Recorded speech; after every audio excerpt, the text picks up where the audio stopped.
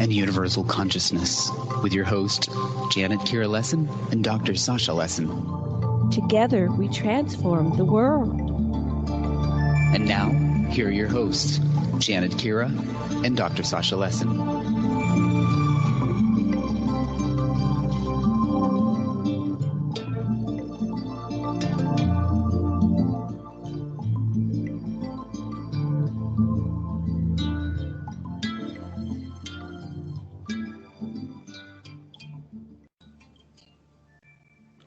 Hello, everybody, and welcome to the Sacred Matrix. And I'm your host, Janet Kira Lessin, and I'm here with my co-host, Dr. Sasha Lessin. Our producer is Deborah DeFranco, and you're listening to Revolution Radio Studio B. And today, our special guest is Lynn K. Russell, and she's an expert on near-death experiences. She's an author, international keynote speaker, workshop facilitator, and Unitarian Chaplin. And before I bring her on, I'm gonna have her tell us about her bio because it's very fascinating. And I have a copy of her bio and lots of pictures on aquarianradio.com. I have a show page for her. So, Dr. Lessin, what would you like to say? At least do a sound check. I'm eager to hear what you got to say, Lynn. Okay, Lynn. It seems like you've overcome a lot of obstacles to get where you are in life. So could you please begin by saying hello and telling us your story, your bio? Oh, well, hello, everyone. I don't know where to begin. I think the main point of my history was that I was assessed as mentally slow. When I was in grade 2, 7 years old. But there's a history to that. When I was 5 months old, I almost died. Maybe I did die, I don't remember. but I was extremely sick, and I did spend 6 weeks in the hospital. And I had pneumonia in both lungs and whooping cough. And so and I had a very high fever during that period of time.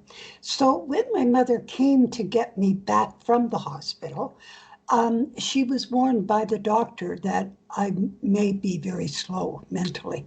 And so she was quite worried whether that was the case. And when I was assessed by the school, then that was like, okay, there it is. It's for sure. And so they never took it any farther. It was like, okay, that's the case. We have a child who's going to be slow. And so it was just a foregone conclusion. And that dictated my life all the way through because I was put in a special class for slow learners. And it was called the Opportunity Class. And we're talking 1940s. And they didn't know about ADD or dyslexia, which I am. And so that was how it evolved. And then, so that set me up for a lot of abuse and a lot of negative kind of behavior, both at home and at school. But I think the thing that stuck with me the biggest, well, at least today, is that I didn't know how to make decisions because everybody else made decisions for me. And so when it came time for me to make decisions, somebody would always step in and say, oh, you don't want to do that. And so that was the big thing that stuck in my life. And then when I married an alcoholic abuser. And so at 31, I had a nervous breakdown and I went into the hospital. And while I was in the hospital, the psychologist there gave me a test, an IQ test, because I told him that I was slow. And he said, you're not, you're not. And I said, yes, I am. I'm just pretending to be smart. And he said, Lynn, you can't pretend if you're not. So he he gave me this IQ test and told me that I was well above average, and in IQ. So that changed my life. That was a whole new life for me. And so I left the alcoholic abuser and took the kids, and I eventually went back to school. But I didn't know how to make decisions, and I was terrified, absolutely terrified, because I didn't have any training in how to be independent. And so that was very scary for me for a lot of years. And I finally came to the point where I gave myself my own approval and saying, okay, I am all right. And that was in my mid 30s. That's So great. that's the background information. Okay. So then I guess there's a lot of life journey between that and what got you interested in near-death experiences that you became an expert. Yes. Well, that came hand in hand throughout my life. My mother was an atheist, and when my grandfather died, I realized that people died. And so that meant that I was going to die someday. And so I was terrified. I didn't know what that meant. And as I say, my mom was an atheist. And so when I went to her to ask her what happened to people when they died, she just told me that you disappear. You stop being. And that terrified me. Absolutely. I was beyond frightened. And I would have nightmares every single night, terrified that I was going to die and disappear. So, so then in my mid-teens, around 16-ish, that's when I began to get serious about exploring all kinds of different religions and their history and their philosophies, and how did they get to how did they get started, and how did they get to where they were today. And so that was one of the things. And I also, I never accepted any, and I never became, other than Unitarian, which is very, very, very broad, very broad. So other than that, I never joined any one kind of thinking.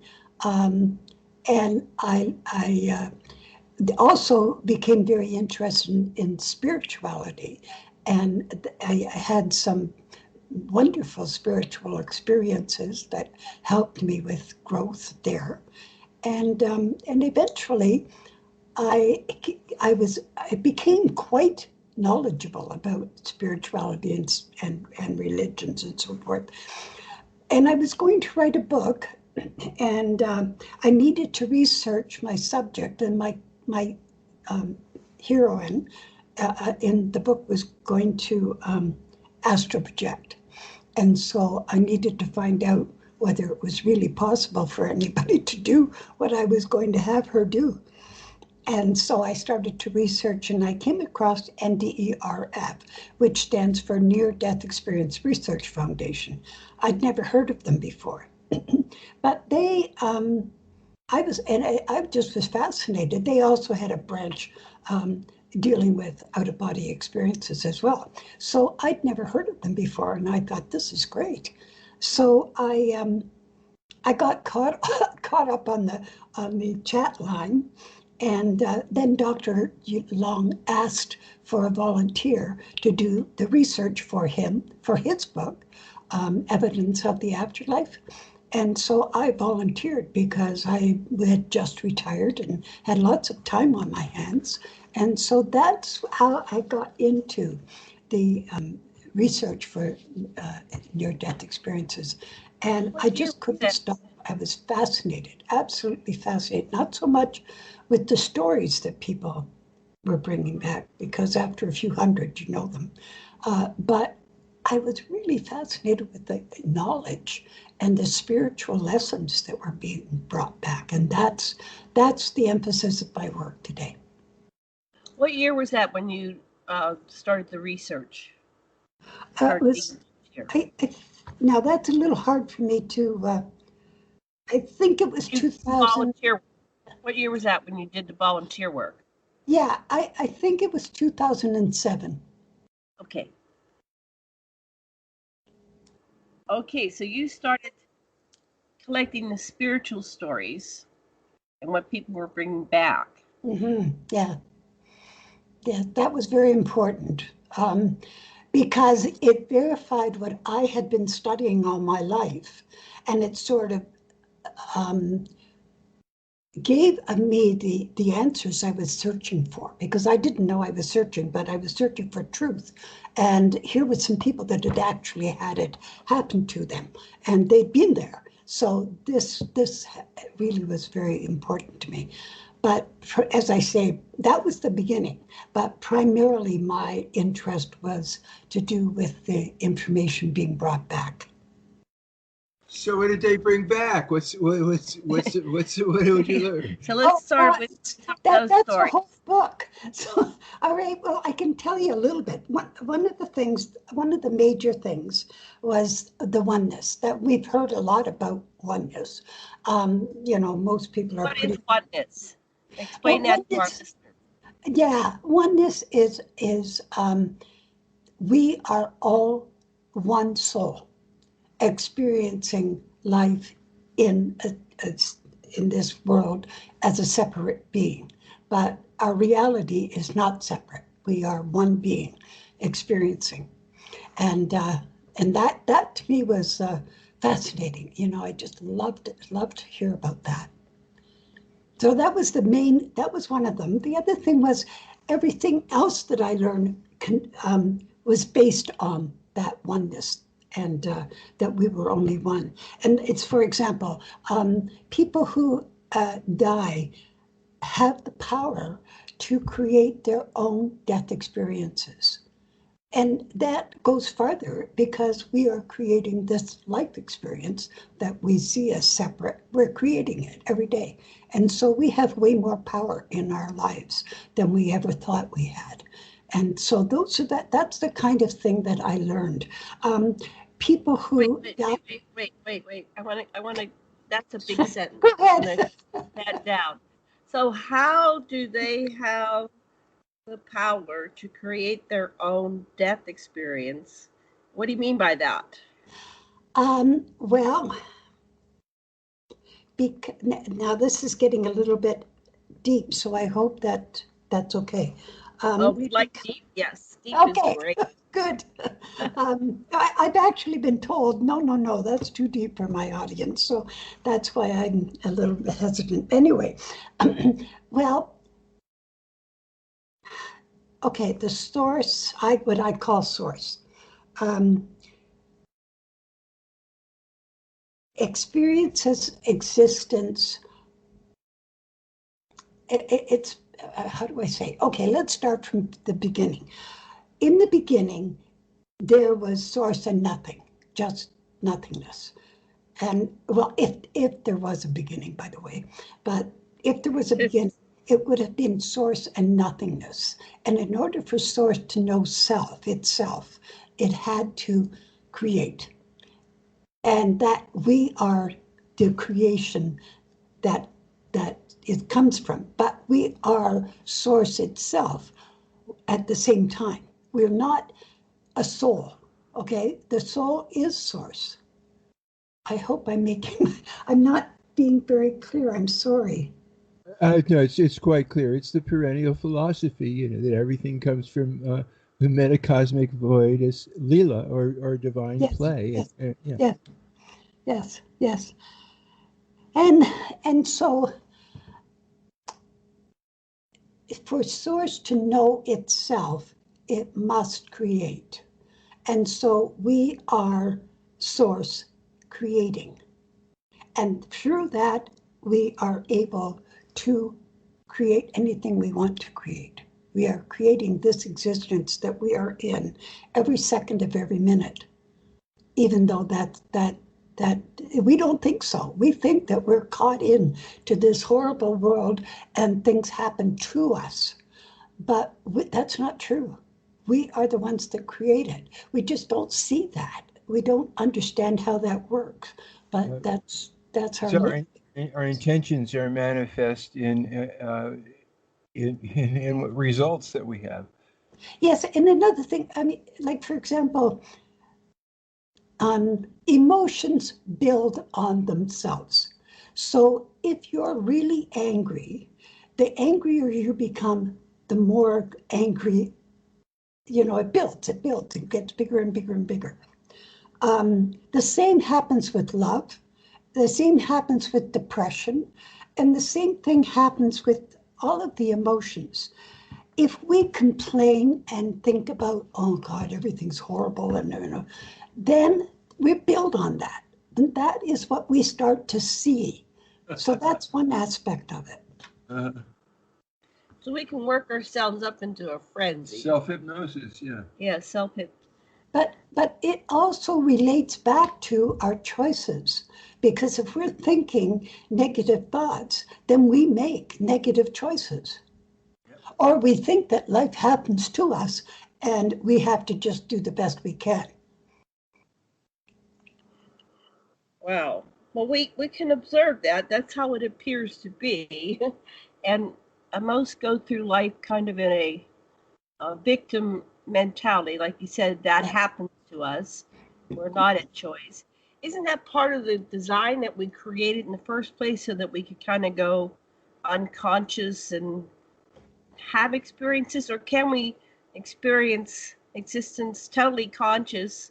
Or does that ruin the movie for us? I think we can be way more conscious than we are. And it isn't this isn't a put down of people, because I think we don't understand, we don't realize, because we're wrapped up in this whole world of things and work and books and just everyday life. We get so wrapped up into everyday life, we don't realize that we have the power that we have. We are very, very, very powerful, magnificent beings, and we can create way more than we give ourselves credit for being able to do. And that's one of the big things that came back from many of the people who had death experiences. And I don't call them near death, because to me, the word near disqualifies it. It makes it like, well, it wasn't quite, but it was. These people were actually dead. And so some of them will actually enter into the light. And the light is a being, and that is where all the love comes from and all the creation happens. That's the creator. And people will ask him, are you the creator? And the light will answer, yes. It won't say it's God. It will say, yes, I am the source, or I am the creator, or something of those in that way. It doesn't use the word, I am God. So people have been debating this lately about if you go into the light, you're actually being brought back into the reincarnation, and you're back into the prison planet, and you're not supposed to go into the light, and you're supposed to step to the left and don't quite go in and mix. So tell us about that. Actually, you wouldn't have a choice. You are in the light or you're not in the light. That's and the people who have entered into the light have found out that, first of all, the light is where the creation happens. Secondly, that we are the light. They become the light. They actually say, oh, this is where I came from and this is where I'll return. That is their source. That's home. And they aren't told not to. No, that's the opposite. As a matter of fact, some people see themselves as a physical being after death. And that's common. That's very common, to see themselves as a physical being, because that's what they relate to. And so it makes sense. But after they've been dead, after they've been dead for a while, their guide, they often see a guide, and the guide will show them around and explain things to them. And so the guide will tell them, look in a mirror, and they will look in the mirror and see a light, see themselves as a light, or as they are. They become a spike of light, and then they go into the light. So they are the light. Another thing, I'm trying to think of ways I can explain that. I'm sorry. You did that very well. I've read all the Michael Newton Institute books on life between lives, and so you're kind of correlating with that information. I've had my own near-death experiences. Have you ever had a I shouldn't say near-death, a death experience? Have you ever had a death experience? I did, but it was very, very, very small. And I don't know that I didn't learn a lot. It was before anybody knew anything about the death experiences and Dr.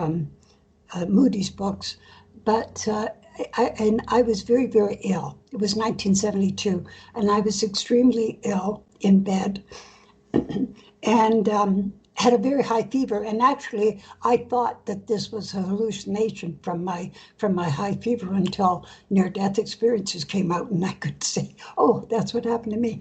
Anyway, I found myself out of my body and in a tunnel. Excuse me, my voice is disappearing. Sorry. That's okay. So you're in the tunnel? Oh yeah, just get a drink. Go ahead, take a drink. Take your time. So I found myself in a tunnel, and there was a man with me, and this man was dressed like a priest, and I couldn't understand how he could be a priest because I was non-religious. Anyway, he and I were going up this tunnel, and this booming voice came down, and it was male, and it said, "Take her back, it's not her time." And the man beside me said, "But she died." And the voice said, "Take her back, she has much left to do." And then next second, I was back in my body. So it wasn't, I don't even consider it a real death experience. I think I just, slipped out and in again. Wonderful. So you learned there's a tunnel, and that's real, because some people debate it. Oh, there's not a tunnel, and some people. So does everybody experience a tunnel, or do they transition in different ways? Yeah, people transition very, very different way, except there's about 4 or 5 different common ways. And the people who go through the tunnel, usually there's more of them than there are the other ways. But that doesn't mean that there aren't other ways. Sometimes either relatives, loved ones, or even a guide, or even the light is there to greet you when you leave your body. Sometimes people find themselves raising out of their body and just keep going up and up and up and up and up, and they find themselves in outer space amongst the stars. Other people find themselves, they leave their body and they find themselves in what is called the void, and it's just blackness. And then, but in that blackness, some people feel very comfortable there. It's like very soothing. Whereas other people will find it to be very scary. They're wondering what's going on. And almost instantly, a light will come, and they'll see it getting bigger and bigger and bigger and bigger until they arrive at the place wherever they're going to go. And what is that? That people go to different locations. They may go to a seashore. They may go to a beautiful garden. They may go to buildings where there's gorgeous, big, huge, monstrous edifices. They're so beautiful. And so they go to these beautiful places, and it's almost always beautiful, by the way. And they feel this huge amount of love. And some people do go to a negative direction, but everyone that I studied of negative experiences, when they asked to be taken out of there, they were instantly taken out, right away. And the other thing is that when they were there, they when they came out, and they would say, "What is that all about?" They were told that was your creation. You created that because you thought that that's what where you belonged. And back to that creation thing, there was a lady who was in the tunnel, and she said to herself, "I'm making this up. I'm dreaming this. I'm the one who's creating this." And so while she was in the tunnel, she imagined herself to be somewhere else in another space. And instantly she was there, and instantly it was as real as this existence is for us now. Another time was a man who they were trying to explain to him, the guides were trying to explain to him how he took an active part in creating his existence. And so they said to him, "Go ahead, think up anything you want to see." And so he thought of his mother's chocolate cake. And there it was before him, and he ate it. So I think you said earlier that we are instrumental in our death.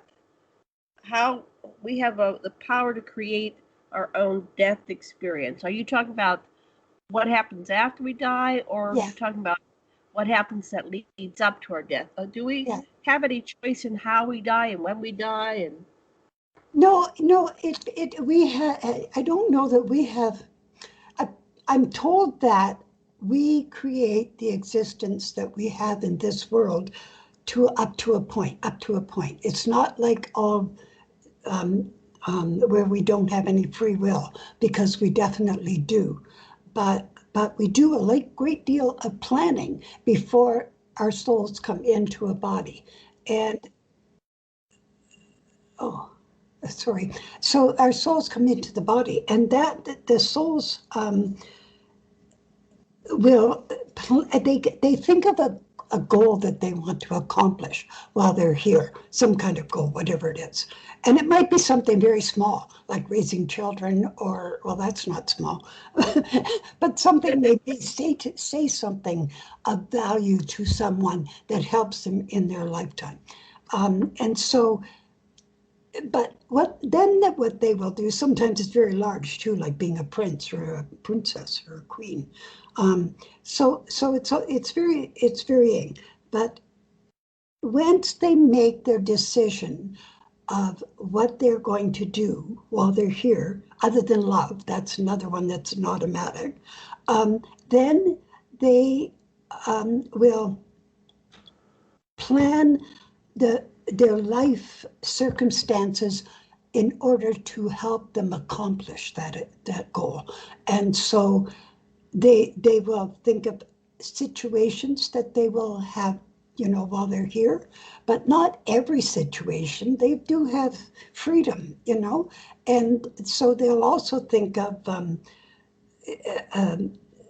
people that are in their lives, their family and close friends and so on. And they also think of themselves and their intelligence and their experiences and how they look and what race they're going to be in and what country, and the list goes on, quite detailed.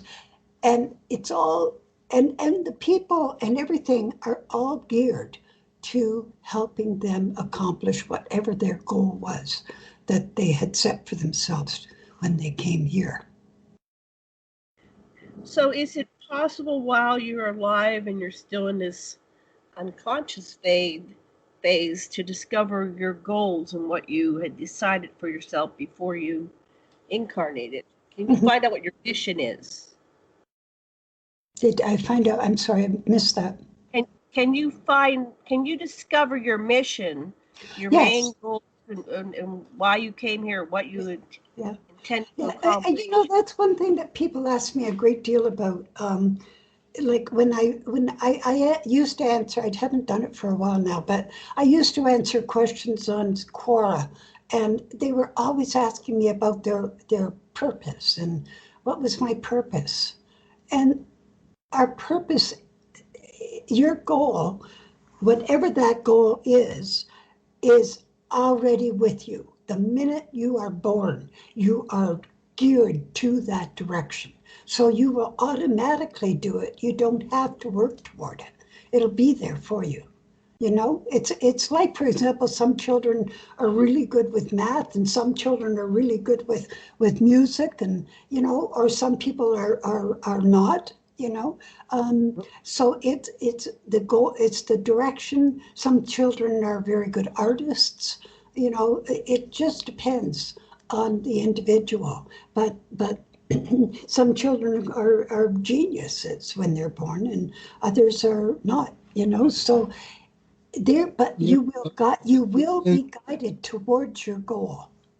What do you think of Progoff's idea that the highest aspirations of the people that raised you all come together in you, in your potentials? Well, I think I'm not sure that is true exactly. That sounds nice, but I think that we have more free will than that. And so, what about parents who don't have aspirations for their children and don't give them the? It's not for their children; it's what they have themselves, what they want.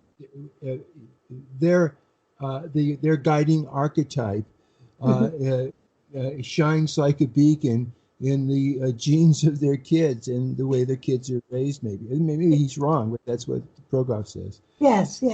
I would think that's. Yeah, I would agree with that. But things can be changed, by the way. That isn't written in blood, by the way. I know that most people think it is. But say, for example, you had a specific goal. Some people don't want to do it when they get here. They decide they're not going to do it. And they don't. And then they have to come back to another life with very similar situation and redo it. Until they do the goal that they've set for themselves. Another thing is that some people can't do their goal because someone else who was very significant in the accomplishing of the goal was killed through a car accident or murder or something like that. So there are other extenuating circumstances that stop a person from being able to do that. I don't know if you've heard of Damien Brinkley. Damien Brinkley, yeah, he was one of the first people who came up with his story. And in his book, he is told, after he died and when he was doing his life review, he was told, why did you shoot that man? Why did you kill that person? Because he was a mercenary. So why did you kill that person? Because I had plans for him. And now he has to get born again and do it all again to get to his goal. So that tells me that it's not all written in blood, you know, it's not automatic, that there is a lot of free will in there. What did he respond to? Was there a purpose to kill him, or was he just following directions, or what was that about? Okay, well, Damien Brinkley was he was in the army, and I think it was during the Vietnam War, and he was a mercenary, and he would kill people, and that was his job. And so he killed this person in Vietnam that had a goal that needed to be done, and he couldn't do it because he was killed.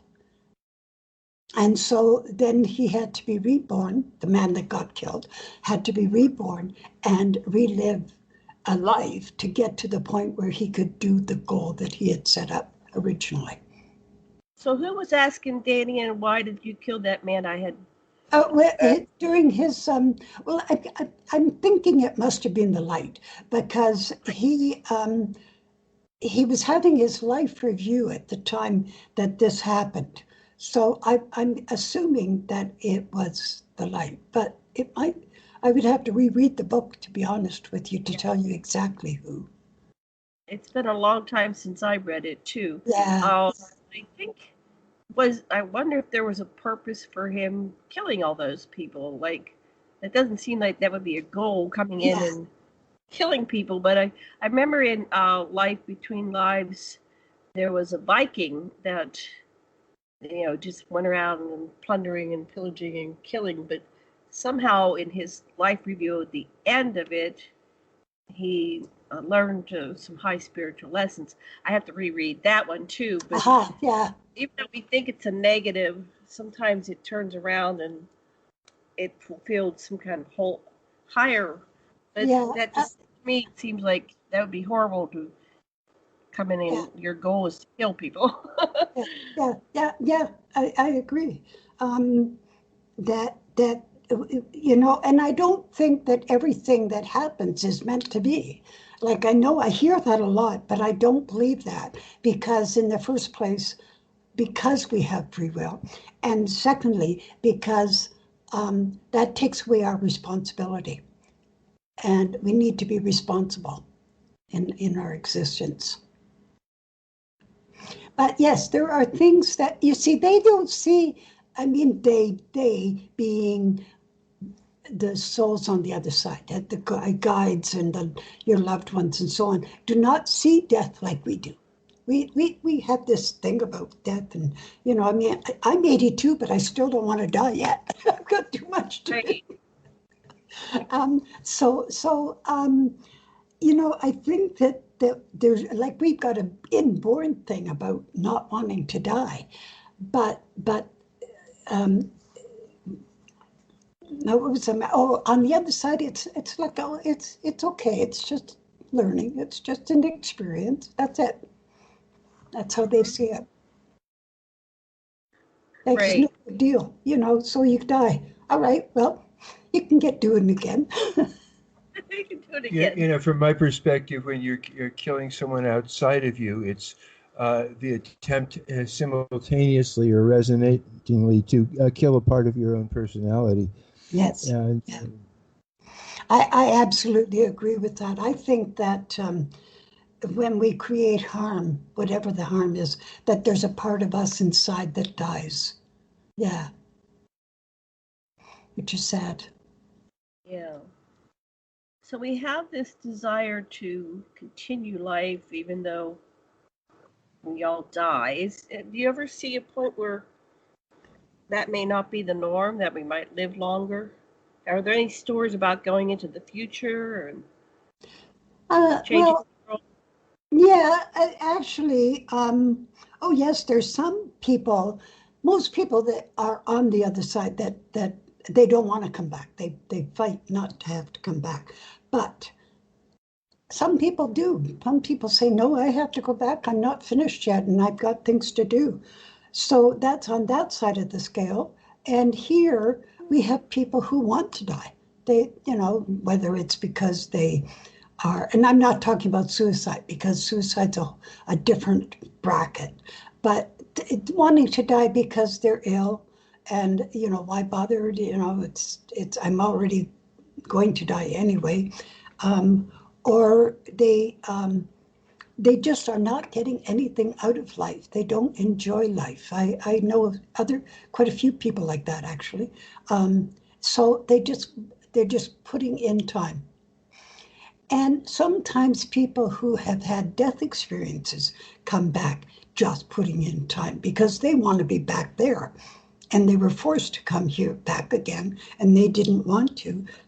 So they're just getting it over with. Right. So when I had my near-death experiences, I was given a choice, of course, and I wanted to come back because I wasn't done. Mm-hmm. I did have my guides. I had one time I was out quite a while, and beyond what's normal, right? But I was still able to revive my body and come back in. Sure. But I kept getting to the point where, I had made the decision to come here, and I wasn't complete. I had more to do. Mm-hmm. So of course I wouldn't want to stay on the other side. But it was lovely. It's like swimming in pure love. Mm-hmm. So anyway, that was my personal experience. Yeah. I love it, and that's true. That is how it is. And I don't know. I would say that a good 90% of the people don't want to come back. So you're in good company. Now, when I was over at the other side, I was shown what would happen if I stayed dead. And it was like I was shown 4 or 5 different timelines. And I was shown what would happen to the different people in my life, like my mother. If I stayed dead, this would happen to my mother. If I stayed dead, this would happen to my father, my brother, my sister. Mm-hmm. That's my whole family. And so I chose to come back because that was part of the decision. I didn't want to have things happen to my family. And I don't know why I was so important, but I guess I was. Yeah. And I think I have heard other people who have had that as well, but they, they usually when they're given a choice, mind you, I guess if they were given a choice and decided to stay, we don't hear about them. But the ones that I've heard about do. Oh, I wanted to tell you a bit more. You asked me about. Let me just put a little bit on this. It's in a way, it's a dualistic to think that being dead and being alive don't imply each other, because they certainly do. And that there's a point where you can embrace both. And in a way, we haven't been born yet. We've already died many times, right. And not only that, that's just temporal, but there's also spatial. We're in many places. If we're the whole thing, and so it's just which ones are salient in which circumstances, and any part of you that you deny just gets driven into, if it's totally denied, into demonic, and seen as though it's outside of you, but it's just a resonance. Yes. Well, of course, you see, I think that